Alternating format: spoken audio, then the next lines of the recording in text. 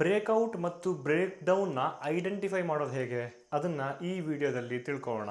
Breakout ಅಂದರೆ ಏನು, ಯಾವಾಗ ಒಂದು ಮಾರ್ಕೆಟು ರೆಸಿಸ್ಟೆನ್ಸ್ನ ಬ್ರೇಕ್ ಆಗುತ್ತೆ ಅದಕ್ಕೆ ನಾನು ಬ್ರೇಕ್ಔಟ್ ಅಂತ ಕರಿತೀನಿ. ಅದೇ ಥರ ಸಪೋರ್ಟ್ನ ಬ್ರೇಕ್ ಡೌನ್ ಆಗುತ್ತೆ, ಮಾರ್ಕೆಟು ಕೆಳಗಡೆ ಬೀಳುತ್ತೆ ಅಂತ ಎಕ್ಸ್ಪೆಕ್ಟ್ ಮಾಡ್ಬೋದು. ಸೊ ಮಾರ್ಕೆಟು ಸಮ್ ಟೈಮ್ಸ್ ಏನು ಮಾಡುತ್ತೆ, ಬ್ರೇಕ್ಔಟ್ ಆಗುತ್ತೆ ಬಟ್ ಸ್ಟಿಲ್ ವಾಪಸ್ ರಿಟರ್ನ್ ಬಂದ್ಬಿಡುತ್ತೆ. ಅದೇ ಥರ ಮಾರ್ಕೆಟ್ ಸಪೋರ್ಟ್ನ ಬ್ರೇಕ್ ಆಗುತ್ತೆ ಮತ್ತೆ ರಿಟರ್ನ್ ಬರುತ್ತೆ. ಇದನ್ನು ನಾನು ಸ್ಟ್ರಾಂಗ್ ಮಾಡಬೇಕು ಅಂದರೆ ಯಾವ ಥರ ಮಾಡಬಹುದು ಅದನ್ನು ತಿಳ್ಕೊಳ್ಳೋಣ. ಸೊ ಫಾರ್ ಎಕ್ಸಾಂಪಲ್ ಈಗ ಒಂದು ರೆಸಿಸ್ಟೆನ್ಸ್ ಇದೆ. ಸೊ ಒಂದು ಬುಲ್ಲಿಶ್ ಕ್ಯಾಂಡಲ್ ನಮಗೆ ಇದರ ಎಬೋ ಮಾರ್ಕೆಟ್ ಹೋಗಿ 50% ಆಫ್ ದ ಬಾಡಿ ಅಟ್ಲೀಸ್ಟ್ ಇದ್ರ ಮೇಲ್ಗಡೆ ಇತ್ತು ಅಂತಂದರೆ ಇದು ಗುಡ್ ಬ್ರೇಕ್ಔಟ್ ಅಂತ ಕನ್ಸಿಡರ್ ಮಾಡಬಹುದು.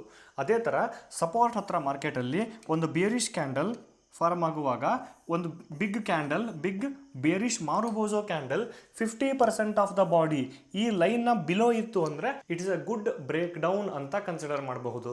ಸೊ 50% ಆಫ್ ದ ಮೇಲ್ಗಡೆ ಬಾಡಿ ಕೆಳಗಡೆ ಬಾಡಿ ಪರ್ಫೆಕ್ಟಾಗಿ ನೋಡಿ ಎಂಟ್ರಿ ಪಾಯಿಂಟ್ ಯಾವ ಥರ ಇರುತ್ತೆ, ಈ ಬ್ರೇಕ್ಔಟ್ ಕ್ಯಾಂಡಲ್ನ ಎಬೋ ಎಂಟ್ರಿ, ಈ ಕ್ಯಾಂಡಲ್ನ below stop loss. And also exactly use ಮಾಡಬೇಡಿ, ಸಮ್ ಪಾಯಿಂಟ್ಸ್ ಬಫರ್ ಆಗಿ ಯೂಸ್ ಮಾಡ್ಕೊಳ್ಳಿ. ಸೊ ಇದು ನಿಮಗೆ ಹೆಲ್ಪ್ ಆಗುತ್ತೆ. ಸೊ ಈ ವಿಡಿಯೋಯಿಂದ ಬ್ರೇಕ್ಔಟ್ ಯಾವ ಥರ ಆಗುತ್ತೆ ಅನ್ನೋದನ್ನು ತಿಳ್ಕೊಂಡಿದ್ದೀರಾ. ಇನ್ನು ಫೇಕ್ ಔಟ್ಸ್ ಬಗ್ಗೆ ನೆಕ್ಸ್ಟ್ ವಿಡಿಯೋದಲ್ಲಿ ತಿಳ್ಕೊಳ್ಳೋಣ. Thank you.